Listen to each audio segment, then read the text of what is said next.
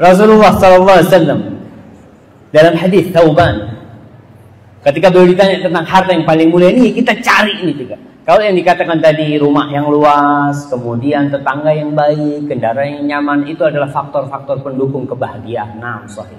Tapi harta yang paling mulia kata Rasulullah SAW tiga. Tolong ini dicari. Karena sahabat ketika bertanya bukan untuk wacana, mereka ingin mengumpulkan tiga harta yang paling mulia itu. Yang afdaluhu kata Rasulullah SAW yang pertama, afdaluhu lisanun dzakir. Lisan yang pandai berzikir. Itu yang paling mulia. Yang senantiasa mengatakan subhanallah walhamdulillah wa la ilaha illallah Allahu akbar wa la ilaha illallah la haula wa la quwata illa billah. Lisanun dzakir.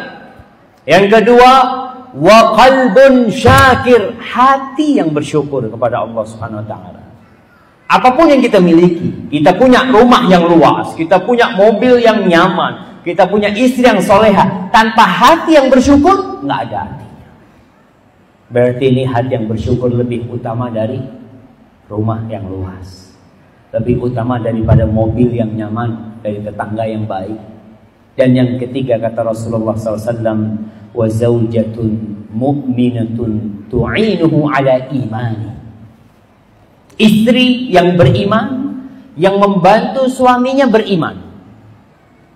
Istri yang beriman, yang membantu suaminya beriman. Terkadang seorang belum nikah, sholat malam terus, puasa sunnah terus. Habis nikah, nggak sholat malam, nggak puasa sunnah, hilang semuanya. Kadang-kadang dia memilih istri yang membantu dia dalam urusan dunianya. Ana mau cari istri Ustaz yang dokter. Kenapa? Ya supaya enak. Kalau ana sakit nggak perlu ke dokter.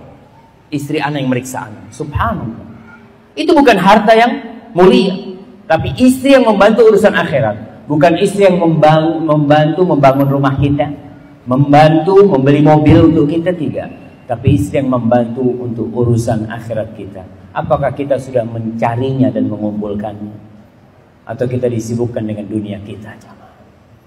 Ad-dunya mata', kata Rasulullah SAW, wa khairu mata'iha al-mar'atus salihah. Dunia ini isinya perhiasan, kesenangan, dan sebaik-baiknya kesenangan adalah istri yang salihah. Orang yang menikah, yang belum menikah, saya harapkan cepat-cepat menikah. Amin. Jangan menunggu punya fulus. Kadang-kala Ustaz, anak susah mau nikah Ustaz. Mahar di Bali berapa di sini? Pasarannya berapa di sini? Jam mana yang orang-orang Bali? Nah, berapa pasarannya di sini? Seperangkat alat sholat, Masya Allah. Seikhlasnya lagi, Masya Allah. Di mana tuh yang kayak gitu tuh? Kita bisa daftar itu. Hah? Oh di Karangasem. Ya maaf, ingat nih. Di Karangasem tuh. Bisa minta nomor teleponnya nanti? Ya, mungkin. Iya Masya Allah, seperangkat alat sholat jemaah. Orang sekarang buat apa kerja cari duit yang banyak kalau seperangkat alat sholat? Bisa. Berapa seperangkat alat sholat? 200.000? Bisa. 300.000 lah, subhanallah. Jadi yang muda-muda ingat dengan sabda Rasulullah SAW, ya ma'asyara syabab, man istata'a minkumul ba'a falyatazawwaj. Wahai anak-anak muda nih, ingat Nabi nggak ngajak yang tua-tua. Ini panggilan buat yang muda-muda. Yang mampu kawin, kawin, kata Rasulullah SAW. Bukan kawin lagi. Ini yang belum nikah, Nabi mengatakan, pemuda-pemuda yang belum pada nikah disuruh kawin sama Rasulullah SAW. Yang mampu. Dan menikah itu tidak harus punya pekerjaan tetap. Nggak ada syaratnya kalau menikah harus punya pekerjaan tetap, tidak. Tapi syaratnya menikah itu harus tetap bekerja.